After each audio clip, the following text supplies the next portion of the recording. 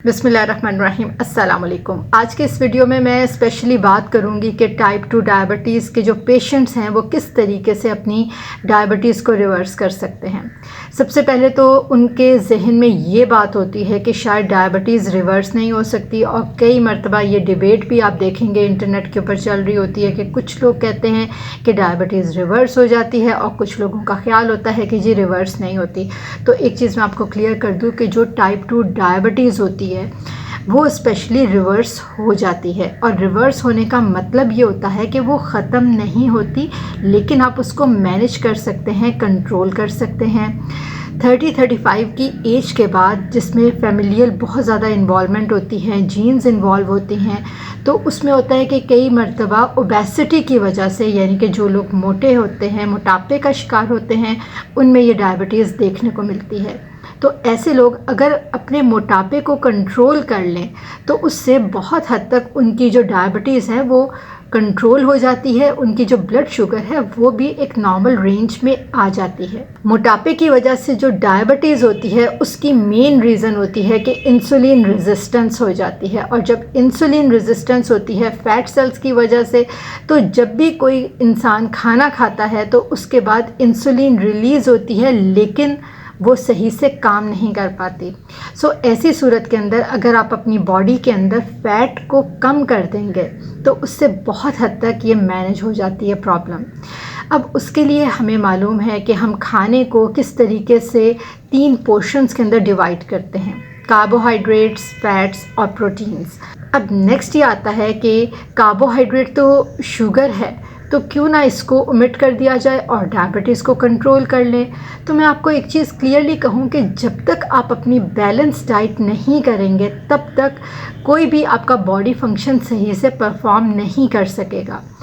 कुदरत ने ना हमें एक ह्यूमन बॉडी जो बनाई है उसको कार्बोहाइड्रेट्स और फैट्स, प्रोटीन्स तीनों चीज़ें चाहिए होती हैं और एक प्रोपोर्शन में चाहिए होते हैं, जिसको हम आजकल कह देते हैं पोर्शन कंट्रोल।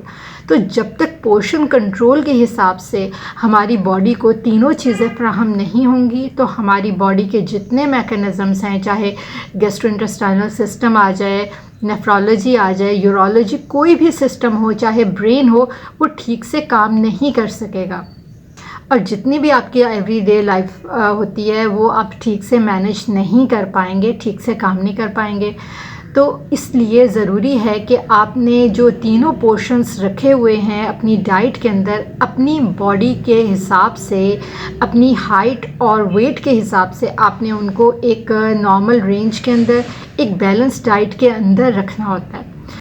अब उस बैलेंस डाइट के अंदर अगर मैं कहूँ कि कार्बोहाइड्रेट आपने लेने हैं तो आपको तकरीबन कार्बोहाइड्रेट 40 ग्राम तक चाहिए होते हैं, और वो आप एक चपाती से ले सकते हैं। लेकिन अगर आप ये कहें कि आपने पराठे भी खाने हैं और आपने एक चपाती भी नहीं 2-3 चपाती खानी है और साथ में आपने चावल भी लेने हैं, तो फिर वो जो बैलेंस डाइट होती है वो फिर मेंटेन नहीं रहती, उसका ख़राबा हो जाता है।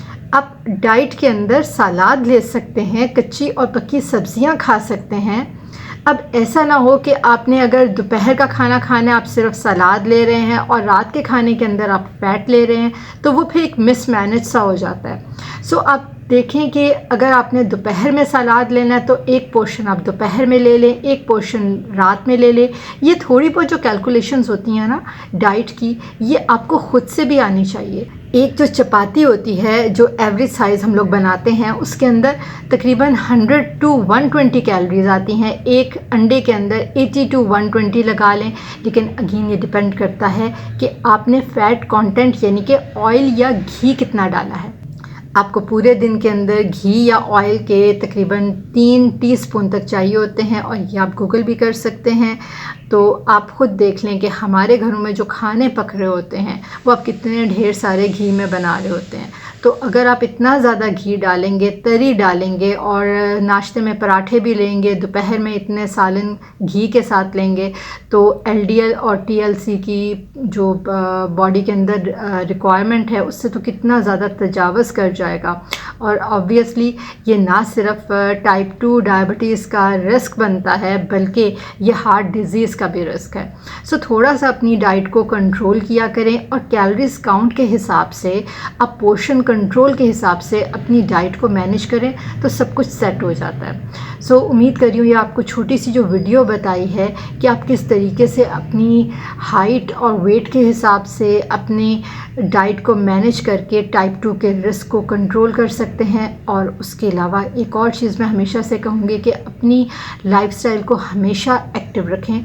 आधे घंटे से घंटे तक की वॉक आपने रोज़ाना करनी होती है, जो कि बहुत ही बेनिफिशियल है। ना सिर्फ आपकी जो बॉडी है उसकी एक्टिविटी को इंक्रीज़ करके आपकी जो पूरे सिस्टम है, ब्लड सर्कुलेशन से लेके आपके ब्रेन की जितने एंडोर्फिन्स रिलीज़ होते हैं, ये उसमें भी बहुत ही हेल्पिंग है, बल्कि उसके अलावा आपकी बॉडी को भी टोन अप रखते हैं। और आपकी जो वेट लॉस है, कैलोरीज बर्न है, ये उसमें बहुत ही हेल्पिंग है। और आपकी जो बॉडी है पूरी है उसमें बहुत एक्टिव आपको फीलिंग महसूस होगी। सो ये तमाम छोटी छोटी चीज़ें होती हैं जिसके ऊपर आपने अपनी एवरीडे लाइफ को मैनेज करना होता है। अपनी पूरी बॉडी को आपने देख के चलना होता है। तो फिट रहने के लिए आपको इन चीज़ों का ख्याल रखना होता है। सो ये भी आपने देखना होता है कि आपकी जो लाइफस्टाइल है वो किस तरह का है। आपका सेडेंट्री लाइफस्टाइल है कि आपका ऑफिस वर्क है, आप हर वक्त कुर्सी पे बैठे रहते हैं, या फिर आपका फील्ड वर्क है। तो ये तमाम चीज़ें मैटर करती हैं। ये जो छोटी सी वीडियो बताई है, उम्मीद तो यही है कि आपके लिए बहुत ही हेल्पिंग होगी। और थोड़ा सा आप अपनी डाइट को कंट्रोल करके मैनेज करके ख़ुद से ही आप बहुत हद तक अपनी सेहत को बेहतर कर सकते हैं। सो आपको अगर कोई भी क्वेरी हो इस वीडियो के बारे में, या कोई और बहुत सी डिजीज़ होती हैं जो समटाइम्स सिंपल होती हैं, समटाइम्स कॉम्प्लिकेटेड होती हैं, और हम हेल्थ प्रोफेशनल्स के लिए कई मर्तबा उनको समझना आसान होता है, तो मेरी कोशिश होती है कि आपको इस प्लेटफॉर्म से बहुत ही ईजी वे से आपको समझा सकूं, ताकि आपकी लाइफस्टाइल जो है वो बेहतर हो सके और आपकी हेल्थ नो डाउट उसके ऊपर पॉजिटिव इफ़ेक्ट होना चाहिए। सो इंशाल्लाह मिलते हैं अगली वीडियो में नए टॉपिक के साथ। अल्लाह ने के बाद।